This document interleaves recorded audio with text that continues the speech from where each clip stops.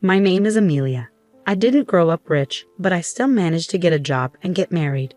My husband's name is Edward, and he works at a fancy hotel. I thought my life would be a fairy tale, but things didn't turn out that way. My childhood home wasn't wealthy. We didn't have a lot of money, but I don't blame my parents at all. They gave up nice things for me, took me to fun places, and taught me about different cultures. Maybe they loved geography, but as a kid, I often thought they were trying too hard for me. I didn't want my parents to worry about me anymore, so I decided to start working right after middle school. My mom would say, "You should at least finish high school." It might be hard to find a job without it, and my dad would agree, "Yes, we have enough money saved to send you to high school." I was really happy about how my parents felt, but more than that, I really wanted to make life easier for them as soon as possible. It's okay. The sooner I start working, the sooner I'll start earning more, I said, not very sure of myself. But like my parents said, there was no guarantee I would find a job. During that time, I had a friend named Jessica who had moved here from another country when we started middle school. Her family wasn't rich either, which might be why we got along so well and always hung out together. Jessica could speak some English, so we managed to communicate. Without realizing it, I started learning Spanish by talking with her. By the time I was in 9th grade, I could speak Spanish pretty well. Maybe it was my Spanish skills that helped because, surprisingly, a travel agency decided to hire me. They saw value in my ability to speak Spanish. Jessica and I, having both left school after middle school, started working and gradually lost touch. I focused on my job, determined to earn money. Time passed quickly, and soon I was 26 years old. I often used a lounge in a hotel for work. It was a fancy but cozy place, and the snacks and coffee were reasonably priced. We had our meetings there with the staff. The waiter working there at the time was Edward.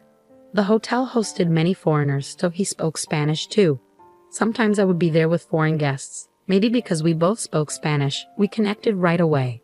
Edward started a conversation, and before I knew it, we were in a whirlwind romance that led to marriage. For a girl from a poor family, getting married was a big deal. I expected to start an exciting new life. However, reality was quite different. When we were getting married, Edward had a request. "If it's okay with you, Amelia, I'd like us to live at my family home." His father had passed away a few years ago, and he was worried about his mother living alone. Her energy levels were dropping, and having someone around to help her seemed like a good idea. Since I worked remotely, Edward thought it would be convenient for me to stay home, look after his mother, and handle the household chores. On the flip side, Edward often worked long hours and wasn't home much. With his rare days off, having me, a home-based worker, around must have seemed like a good arrangement to him. But I couldn't agree to it right away. When I first visited Edward's family home to introduce myself before our marriage, his mother reacted strangely after asking about my education. "Amelia, which university did you graduate from?" she asked. When I honestly replied, "Well, I didn't go to college. I only finished middle school," my mother-in-law went silent and just looked at me. Her expression showed she looked down on me. "Oh, middle school, well, she said, eyeing me with disdain. Because of this, I thought living with her might not be easy, so I mentioned my concerns to Edward casually. "Edward, do you think your mom has some doubts about me?" I asked him. He chuckled a bit and replied, "Nah, that's not true. Mom trusts me, and I'm sure she doesn't have any bad feelings toward my wife either." His words made me think maybe I was worrying too much. Edward also promised that if any issues arose, he would talk to his mother for me. With that reassurance, I agreed to move in with his family. But once I started living there, things weren't as smooth as I'd hoped. It was a harsh reality check. Whenever Edward and I visited his family's house, his mother would speak to him with such warmth. "Edward, thank you. I'm so grateful you're living with me," she would say, and Edward would respond, "Of course, I knew it would help you out." They seemed like such a close mother and son. But towards me, my mother-in-law's attitude was completely different, cold even. "Well, Amelia, just make sure you don't hold Edward back," she'd say emotionlessly, as if she was giving orders to a servant. It was clear she still looked down on me, but at that moment, Edward stood up for me. "Don't worry, Amelia is doing a great job working too," he said. However, when I mentioned this, my mother-in-law briefly looked stern, a detail I didn't miss. I figured I should talk to Edward if things ever got troublesome and decided to handle it my way. We were family after all, and I didn't want any tension between us. That's how we started living together. But reality didn't bend in a favorable direction. Once, as I was working on my computer as usual, my mother-in-law burst into my room and said angrily, "Hey, Amelia, when are you going to clean my room? It needs to be done by 10 a.m. every day." I was surprised because I had never heard of such a rule before. Sure, I agreed to do household chores, but we never discussed to what extent. If she had just told me kindly from the beginning, that would have been fine. After all, I have my own job and can't be available all the time. However, arguing wouldn't be mature, so I quickly finished my work, apologized, and started cleaning her room. Meanwhile, my mother-in-law was just relaxing in the living room, watching TV and eating snacks. Edward had mentioned concerns about his mother's health, but she seemed well enough to clean her own room. I had imagined she might have difficulty walking, but she was more lively than I thought. Once the cleaning was done, she immediately ordered, "Now start making dinner. And I like it plain. I won't tolerate anything too strong." She even told me to go shopping for ingredients right away. I thought it was too early to start cooking, but I decided to get it done and return to my work. When I got back from shopping, my mother-in-law was surprisingly still relaxing. It was hard not to feel annoyed, but I chose to hold back and just finish what needed to be done. I thought maybe she was testing me, hoping she'd understand in time, but that hope lingered for months. There were days when she complained about me being just 5 minutes late with the laundry or that the bathtub wasn't cleaned perfectly, nitpicking to an almost obsessive degree. Before I knew it, I ended up doing all the chores around the house, while my mother-in-law just lounged around. Honestly, if she had the energy to nitpick, she could very well do some chores herself. I started to worry that if this continued, it would start affecting my job too. That was the last thing I needed, so I decided to wait until the evening to talk to Edward about it. Once my mother-in-law had gone to bed, I told him everything. "Hey, I think your mom just doesn't like me. I'm getting so tired of being constantly criticized." But Edward just chuckled and said, "Come on, that can't be true. Mom's a kind person. There won't be any issues as long as Amelia doesn't do anything strange. Please try to get along with her." He didn't believe me. Maybe it's because she's always doting on him and never complains to him. In fact, when Edward's around, my mother-in-law says, "Amelia, why don't you take a break and have some tea?" But even knowing that, there's a limit to my patience with this kind of life. I spend all day doing household chores and end up having to work on my job at night. To be honest, my trust in Edward is starting to fade. If nothing changes, I might just collapse from all the stress. Then, in the midst of all this, my mother-in-law dropped a bombshell. "Amelia, I'll be away for about a week in about 3 months from now, so make sure you keep the house in order, okay?" She sprang this on me out of nowhere. When I asked what was going on, she said, "Edward suggested we go on an overseas vacation." That's my boy, always knowing. I was thrilled at the thought of traveling abroad. I couldn't wait, but when my mother-in-law dropped the bomb about the vacation, I was shocked.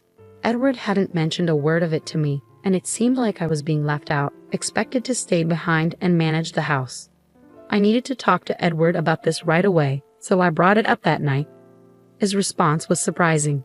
"Oh, Mom already told you, but you're coming too, right?" It turned out we had misunderstood each other. It seems my mother-in-law had lied to me. Even if Edward wants me to go, I can't possibly enjoy a trip with her. In frustration, I told him, "I don't want to go. I can't possibly have a good time with your mother." Then Edward completely lost it and lashed out.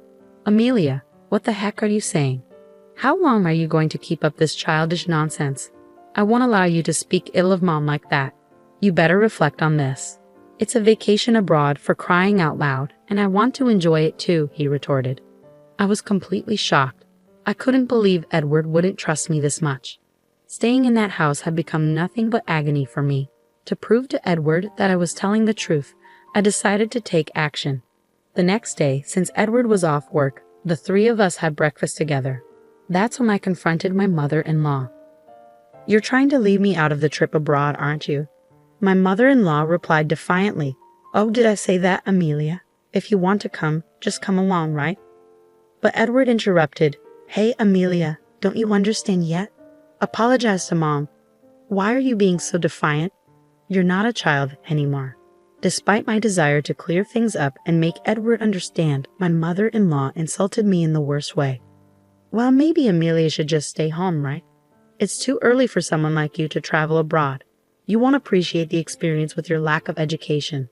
Besides, lazing around at home every day without working. Do you even deserve to go abroad? You know it, don't you? She said. I was shocked that she still believed I was unemployed. I've explained my job to you multiple times, even during our greetings. I've told you what I do, haven't I? I confronted her, but she just looked down on me. What job? Remote work. Don't joke with me. You're just playing on the computer at home. It's been getting on my nerves every day. There's no way you're making money with that. You're just stealing Edward's earnings, she blurted out. That really made me angry, but before I could respond, she went even further. I have Edward, and that's enough for me. Edward can speak Spanish and works at a renowned hotel. There's no need to waste his earnings on a woman like you, uneducated and unemployed. A bottom feeder like you should just leave as soon as possible, she continued. She just kept going. After all her harsh words, I looked at Edward, hoping he would understand, but his response was unexpected. Well, I can understand how Mom feels. Maybe Amelia needs to cool off a bit, he said nonchalantly, as if he was fed up with me. At that moment, I made a decision. I couldn't endure being treated like this by both the mother and son any longer. Even though my mother-in-law told me to leave, I still wanted to confirm. Am I really supposed to leave? I asked. Laughing, she replied. Of course, leave as soon as you can. We don't need bottom feeders like you around. So I said, understood, and began preparing to move out. I simply nodded to the two of them and left the house. As I was leaving, my mother-in-law called after me with a sneer. Enjoy your poor life, as it suits a bottom feeder like you. But they didn't realize that consequences would follow their actions. About 3 months after I left the house, around the time when they were scheduled to go on their trip abroad, my mother-in-law called me. Amelia, I finally reached you. What's going on? She sounded quite frantic. First, I replied, I'm surprised you managed to call this number. She said, Of course, I tried several times and couldn't get through. I even called your parents' house to get your new number. I had informed my parents that either Edward or my mother-in-law might call. If they did, they should call back at this number. What's wrong? I asked in a panicked tone. She said, What's wrong? We're getting all sorts of collection letters. Help me out. I didn't know about any of this. Well, that's expected. You haven't been paying the utilities, have you? I simply answered.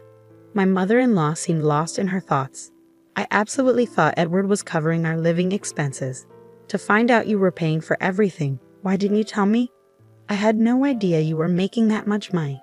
It's a bit late to bring this up now, I said, though perhaps Edward finally told her the truth. That's right. I had already started my own business using the expertise I gained from the travel agency. I used to work for a travel agency, and now my own business had grown to the point of earning $20 million, being widely accepted around the world. What shocked my mother-in-law even more was probably Edward's income. Just because he worked in a lounge at a well-known hotel didn't mean he was making a lot of money. If anything, Edward was just an average worker on the lower end of the pay scale, and speaking Spanish at that hotel was nothing special. There were many Spanish speakers there. Even if he could speak it, it wasn't anything remarkable. There's no way his income could cover the living expenses for 3 people. In reality, just making ends meet for himself was all he could manage. It's ridiculous that she hadn't realized until a collection notice came that I was the one paying all the living expenses for my husband's family. But the more I listened to my mother-in-law, the more shocking facts came to light. The reason why she insisted on me living with them wasn't to keep an eye on her. It was because she had been living off my father-in-law's wealth. Blinded by a temporary influx of cash, she had spent lavishly until there was nothing left. That's when she turned to Edward, presuming he was earning well. But Edward knew his income was low, and he was somewhat aware of my earnings, which is why he turned to me for help. Hearing this only confirmed how irresponsible they were. But their irresponsibility didn't stop there. By the way, are you managing to make the car payments? My mother-in-law exclaimed, raising her voice. Exactly. Both Edward and I have bills piling up since you moved out. I've been receiving more and more credit card statements addressed to both of us. The amounts due each month kept increasing, and before I knew it, they amounted to quite a sum. Their level of luxury spending was beyond me. I have no idea how they were spending without paying the living expenses, but Edward's bills had surpassed his salary, and my mother-in-law hadn't stopped her old habits of lavish spending. It seemed they had both gotten themselves into debt, now totaling over $440,000. What's even more shocking is they thought Edward would somehow manage it if it was just a bit of debt. As my mother-in-law put it, and Edward thought I would take care of it if things got tough. The level of dependency in grown adults was appalling. Beyond exasperation, I was starting to feel the danger. So when my mother-in-law brazenly said, "So Amelia, you can sort this out for us, right?" I was astonished by her audacity. I made it clear to her, after everything that's happened, you're asking for help now. There's no way I'm helping. That's when Edward suddenly took the phone. "Hey Amelia, you're my wife. You have a duty to help us out. Do something. We can't pay this off." I couldn't believe their nerve, but I did offer him a glimmer of mercy. "So you want to come over? I might consider it if you do." He was immediately enthusiastic. "Oh yeah, you'll let us stay and you'll sort out the money. Then let's do that. Where's your place?" "I'll head there right now," he said eagerly. I had to be honest. "Well, if you can make it. I'm in Hawaii right now. I have a vacation home here," I said. Both Edward and my mother-in-law couldn't hide their shock. "What do you mean, Hawaii? We can't afford to go there right now." Edward panicked. I calmly replied, "Weren't you planning to travel abroad? Just swing by Hawaii. Your mother would love it. And you did ask my family for my phone number, right? Didn't you realize it was an international number?" I added, "Oh, and don't forget the cost of this call. It adds up if you're on for a long time." To make my point clear, I said, "If we get divorced, I might think about helping with the money too." Edward quickly replied, "All right, I got it. Let's just get divorced first then." It seems like Edward realized his debts were something he couldn't trade for anything else. So I told him I'd deliver the divorce papers once I got back to California and ended the call. About a week later, I returned to California, made sure to have the divorce papers properly written up, and the divorce went through without a hitch. Edward looked quite worn out, so I guess he's been living pretty lean these last few days. He mentioned something at that time. It turns out he had been counting on my money for the overseas trip as well. Hearing that didn't even surprise me anymore. They probably thought I would pay off their debts, but of course I had no intention whatsoever of doing that. What I proposed was, first of all, for both of them to stop living so extravagantly, and then for Edward and my mother-in-law to work hard. I told them if they did, they could eventually pay off the debt and at least manage the basics. When Edward heard this, he lashed out. "Hey, that's not what you promised. You were supposed to think about the debt." But I was like, "That's why I did you a favor by thinking of a way for you guys to handle your debt repayment. So good luck. Once you can afford to travel abroad again, I'll invite you to my Hawaii villa," I said with a touch of sarcasm and left their place. Afterward, they both seemed to be working themselves to the bone from dawn till dusk, barely scraping by. It's probably a good lesson for them since they've had it easy until now. On a different note, I heard that Jessica also built a house in Hawaii. I had a reunion with her after so long. She took up a job that took her around the world after graduating from middle school, and now seems to be a company president just like me. She had her parents come over to the house she bought, and they are living it up together. So I called my parents over from California, and we started living here. Now I sometimes visit Jessica's place. We both feel blessed to be able to give back to our parents and encourage each other as we work hard at our jobs.